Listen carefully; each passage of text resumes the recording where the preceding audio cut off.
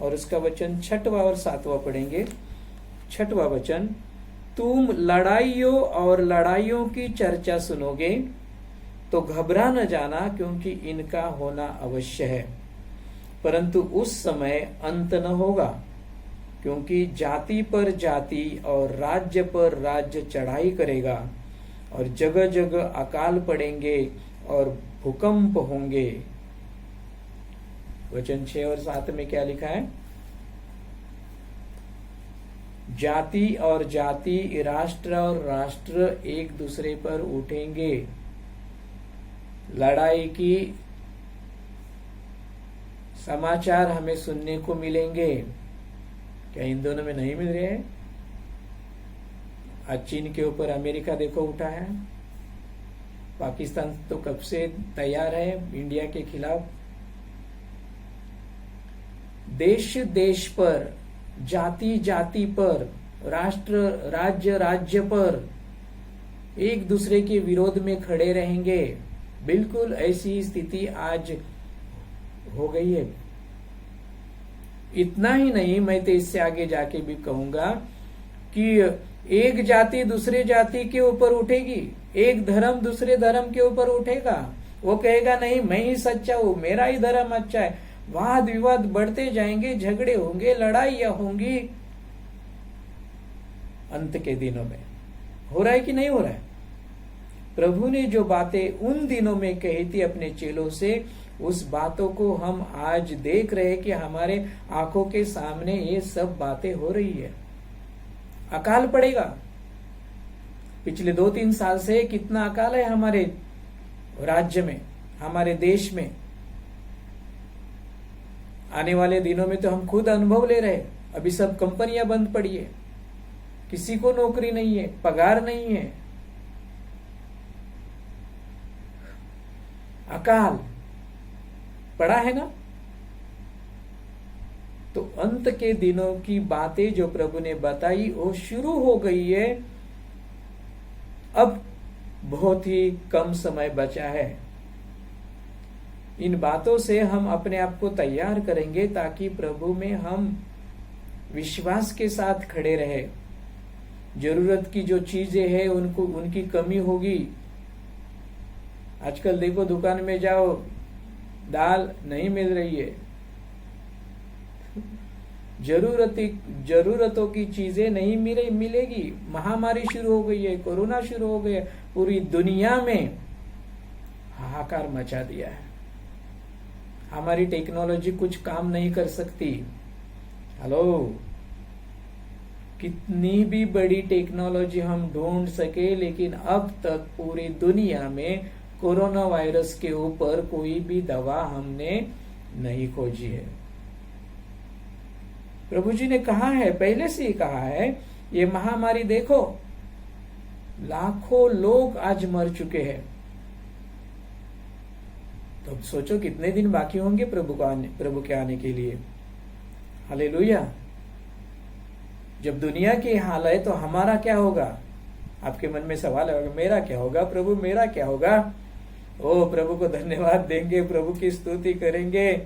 Hallelujah कि परमेश्वर ने अब तक हम कैसे किसी को भी शैतान के हाथ में नहीं सौंपा, बल्कि प्रभु ने अपने हाथों में, अपने कुंपण में हम सबको बना के रखा है।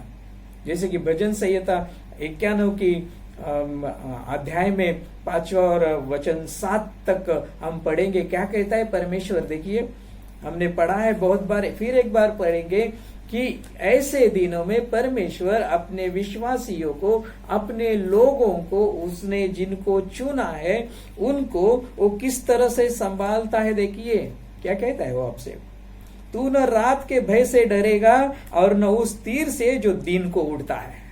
हालेलुया। न उस मरी से जो अंधेरे में फैलती है, और न उस महारोग से जो दिन दोपहरी में उजाड़ता है। हालेलुया। ऐसा क्यों होगा? ऐसा क्यों होगा? 4वां वचन, वह तुझे अपने पंखों की आड़ में ले लेगा और तू उसके परों के नीचे शरण पाएगा। उसकी सच्चाई तेरे लिए ढाल और झिलम ठहरेगी। हालेलुया। क्योंकि सर्वसमर्थ परमेश्वर को तूने अपना आश्रय जो बना लिया, कहाँ छुपेंगे, कहाँ जाएंगे?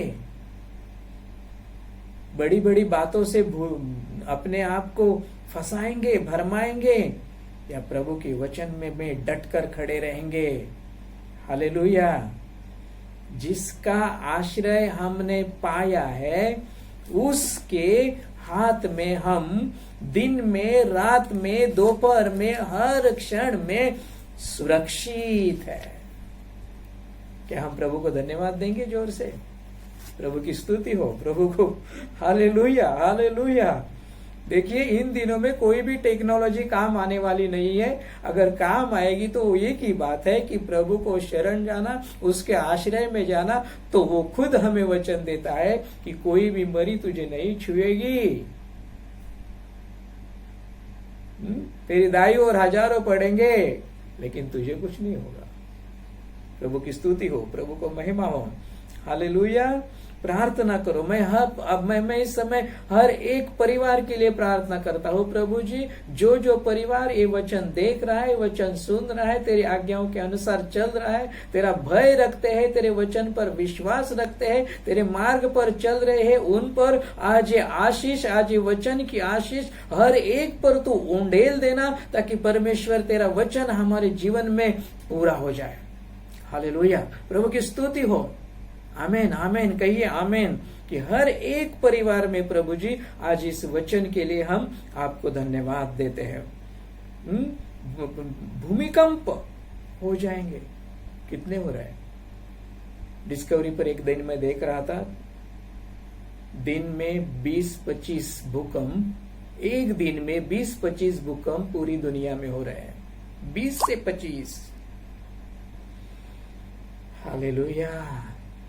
प्रभु ने कहा अंत के दिनों में होगा, और ये हो रहा है हमारे सामने। हम टीवी पर देख रहे हैं, हम पढ़ रहे हैं। हालेलुया। इन तो समर्पित हो जाइए, अपने आप को प्रभु के हाथों में सौंप दीजिए इन अंतों के दिनों में, और प्रभु को कहिए कि प्रभु, ये बाकी की सब बातें मैं भूल जाता हूं, तेरे हाथों में पड़ता हूं प्रभु। जैसी तेरी मर्जी, जैसी तेरी इच्छा मेरे जीवन में पूरी हो जाए। फिर आगे का वचन पढ़ेंगे, 24वां अध्याय मत्ती का, और वचन 10, मत्ती 24:10। क्या लिखा है देखिए यहाँ पर। और क्या होगा अंत के दिनों में? 10वां वचन, तो बहुत से ठोकर खाएंगे और एक दूसरे को पकड़वाएंगे, रखेंगे। बहुत से ठोकर खाएंगे। थोड़ी सी कुछ बात हो गई, चलो मैं नहीं जाता इस कलीसिया में, ऐसा कभी होता है क्या? चले जाएंगे दूसरी कलीसिया में, वहां पर भी कुछ हो गया, वहां से भी भागेंगे। ओ हालेलुया। आई वडिलांवरचं प्रेम मुलांचं कमी होईल शेवटच्या दिवसात। बघा, आमच्यापैकी विश्वासणारी मुलं देखील बघा किती आपलं ऐकतात ते। तुम्हाला काही कळत नाही ते म्हणतात, तुमचे विचार सगळे जुने आहेत। हालेलुया। बायबल त्यांना सांगा, बायबल 2000 वर्षापूर्वी लिहिलेलं आहे, ते आमच्यापेक्षा जुनं आहे, तरी ते आज आम्हाला सोनं आहे आणि सोन्यापेक्षा मौल्यवान है। हेलो, प्रभु को धन्यवाद देंगे कि भाई भाई पर उठेगा, प्रीति ठंडी पड़ जाएगी, कम हो जाएगी, प्यार कम हो जाएगा। स्टेट के लिए, पैसों के लिए बच्चे अपने माँ बाप को तक नहीं जानेंगे, भूल जाएंगे, प्रेम कम हो जाएगा। विश्वासियों से भी अपने भाई को पकड़वाने के लिए यहां पर लिखा है, एक दूसरे से बैर रखेंगे। प्रीति, प्यार जो प्रभु ने हमारे बीच में रखा है, हमारे हृदय में रखा है, कम हो जाएगा। छोटी छोटी बातों पर लोग झगड़ा करने लगेंगे, कुछ लोग अपनी कलीसिया छोड़ के जाएंगे। जिनके हृदय में प्रभु की प्रीति नहीं वो ऐसे ही करेंगे। देखिए रोमियो की किताब 5वां अध्याय और वचन 5, रोम 5 और वचन 5 देखो। और आशा से लज्जा नहीं होती, क्योंकि पवित्र आत्मा जो हमें दिया गया है उसके द्वारा परमेश्वर का प्रेम हमारे मन में डाला गया है। और जिसके मन में ये परमेश्वर का प्रेम भरा हुआ है वो इन अंत के दिनों में अपने प्रभु की सिवाय किसी भी बातों पर अपना मन नहीं लगाएगा। हालेलुया। क्या हम ऐसे ही करने वाले हैं? हालेलुया। इसलिए मैं आप सबसे विनती करता हूं कि अपने परिवार के लिए कम से कम हफ्ते में एक दिन तो उपवास प्रार्थना रखिए, इसलिए कि इन दिनों में हमारा परिवार अंत तक प्रभु की वचन में बना रहे, प्रभु की विश्वास में बढ़ते रहे। एक दिन हफ्ते में कम से कम एक दिन अपने परिवार के लिए, अपने खुद के परिवार के लिए एक साथ बैठकर उपवास प्रार्थना कीजिए कि प्रभु आने वाले दिनों में चाहे कुछ भी हो जाए, मेरा परिवार विश्वास में कम न हो, मुझे खड़ा कीजिए, हमारे परिवार को प्रभु खड़ा कीजिए। इस तरह से इन दिनों में हमें करना पड़ेगा प्रियो। आगे देखिए क्या लिखा है अंत के दिनों में और क्या हुआ। 24 मत्ती 24 और वचन 13 हम पढ़ेंगे। मत्ती 24 और वचन 13। परंतु जो अंत तक धीरज से रहेगा, हालेलुया, उसी का उद्धार होगा। अंत तक जो धीरज से रहेगा उसी का उद्धार होगा। और क्या लिखा है देखो। और राज्य का यह सुसमाचार सारे जगत में प्रचार किया जाएगा कि सब जातियों पर गवाही हो, तब अंत आ जाएगा। हालेलुया। कब अंत हो जाएगा? जब सारी दुनिया को प्रभु का सुसमाचार दिया जाएगा। हालेलुया। तो देखिए ये सारी बातें जो हमने वचन से देखी कि अंत के दिनों में होगी, और ये बातें अब हो गई है, हो रही है, और इससे भी ज्यादा होने वाली है। इसका मतलब कि प्रभु का आना जो है वो बहुत ही नजदीक है। हालेलुया। लेकिन एक बात होने वाली बाकी है अभी। वो बात कौन सी है? जो आखिर के वचन में हमने पढ़ी कि पूरी दुनिया को सुसमाचार बताया जाएगा। हालेलुया। क्या आप तैयार हो?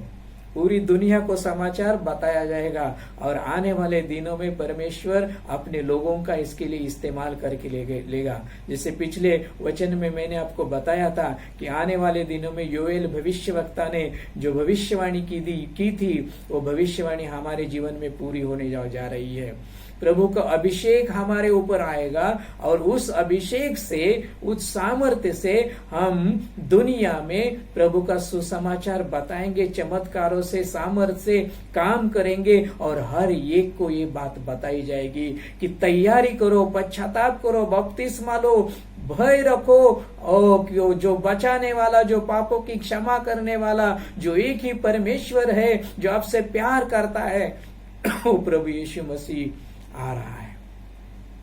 हालेलुया। पूरी दुनिया को सुसमाचार बताया जाएगा। पूरी दुनिया ये बातें सुनेगी। जो पश्चाताप करेगा, जो अपना मन फिराएगा, जो प्रभु का भय रखेगा, उसके वचनों पर, उसके ऊपर विश्वास रखेगा, वो बदलेंगे। वो बाहर से नहीं, वो अंदर से बदल जाएंगे। हालेलुया। और तब उसके बाद वो आखिरी दिन आ जाएगा। प्रभु को धन्यवाद। कौन सा आखिरी दिन आएगा? वो 7 साल का महासंकट का काल शुरू हो जाएगा। प्रभु से प्रार्थना करो कि उस संकट के काल में हम ना हो, और नहीं होंगे। प्रभु ने खुद ने कहा है कि वो उससे पहले अपने विश्वासियों को, अपनी कलीसिया को, वो उसके मार्ग पर चलने वालों को उठाकर लेके जाएगा। हालेलुया। धन्यवाद प्रभु को। चिंता मत करो, इन दिनों में मैं क्या करूं इसके बारे में मत सोचो, प्रभु में बढ़ने की कोशिश कीजिए प्रियो। दिल से, आत्मा से, प्रभु के आत्मा की तड़प से आपसे सबको प्रार्थना करता हूं, रोज और रोज, रोज और रोज ऐसा समझे कि कल का दिन, आज का दिन मेरे लिए हो सकता है आखिरी दिन हो। हालेलुया, प्रभु की स्तुति हो। तो उस अंत के दिन की तैयारी के लिए हम सब प्रभु यीशु में बढ़ते चले, यही प्रार्थना हम प्रभु से करेंगे और धन्यवाद देंगे। आमेन। Thank you.